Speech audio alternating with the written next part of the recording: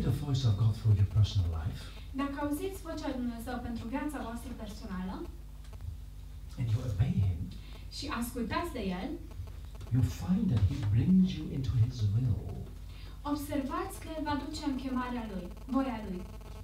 and that feels very good. Și asta îți dă un sentiment foarte pozitiv. Because that is what Jesus did. Așa a trăit și Isus. He was all the time listening to His Father, El asculta în mod permanent de Tatăl and He moved when His Father moved. și El s-a mișcat atunci când Dumnezeu l-a mișcat. And that's why we see these enormous miracles. De aceea vedem acele minuni uimitoare. Even in what He said, Chiar și ceea ce a spus. He was always listening to the Father. El totdeauna asculta de Dumnezeu. I want to ask a question. Vreau să vă întreb ceva. How many of you are baptized with the Holy Spirit? Câți dintre voi sunteți botezați în Duhul Sfânt? Okay. A few. Câțiva? And some of you are not yet. Și câțiva încă nu sunteți. Well, that's a very important question. Aceasta este o întrebare foarte importantă. Because if you want to hear the voice of God, Deoarece dacă vrem să auzim vocea lui Dumnezeu, you need to be baptized with the Holy Spirit. trebuie să fim botezați în Duhul Sfânt. Jesus says in John 14, I'm going to leave, but I'm going to send the Comforter. Iisus spune în Ioan 14, eu voi pleca la Tatăl, dar o să-L trimit pe Mângâietorul. The Holy Spirit, whom the world cannot receive, but He'll come to you. Duhul Sfânt pe care lumea nu-L poate primi, dar o să vină la voi. Now, what does a Comforter do? Ce face un mângâietor? A Comforter talks Un mângâietor vorbește and He hugs. și îmbrățișează.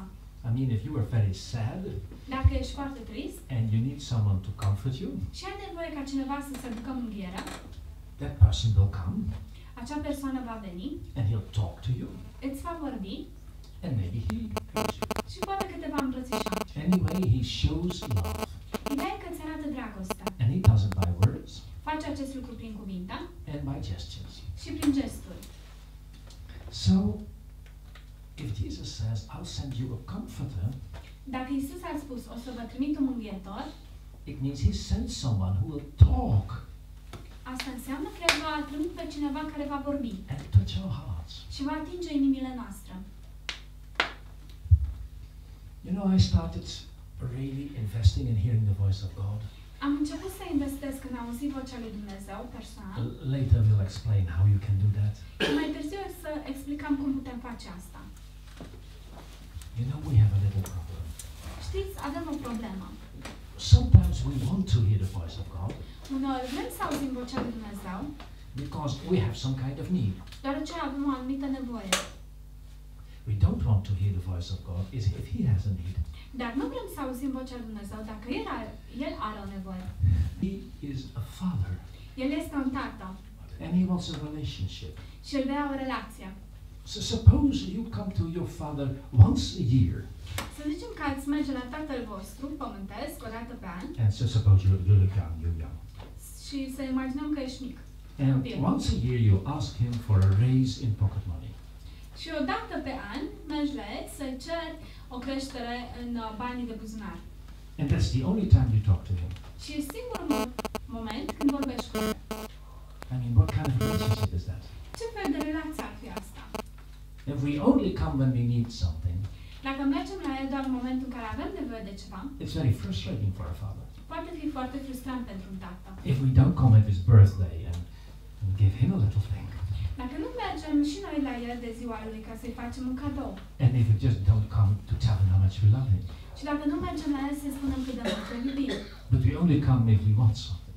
și dacă mergem la El doar pentru că vrem ceva din partea Lui, And so, when we want to hear the voice of God, dacă vrem să auzim vocea lui Dumnezeu, it's about having a real relationship. asta se bazează pe o relație cu Dumnezeu. Because God wants to talk. Deoarece Dumnezeu vrea să vorbească. He passionately wants to talk to us, El vrea în mod pasionat să ne vorbească, but not on our conditions, dar nu în condițiile noastre, but on His conditions. ci în termenii Lui. And so, if you want to hear the voice of God, Dacă vrem să auzim vocea Duhului Sfânt, the first rule is that we have to surrender. prima regulă e ca noi să ne predăm. Because it's not what I want, Lucrurile nu sunt despre ce vreau eu, it's about what God wants. ci despre ce vrea Dumnezeu. And that can be an adventure. Și asta poate să fie o aventură. And so that's why being baptized in the Holy Spirit is so important. De aceea, a fi botezat în Duhul Sfânt este atât de important. It's so important. Este atât de important. It will change your life. Asta îți va schimba viața.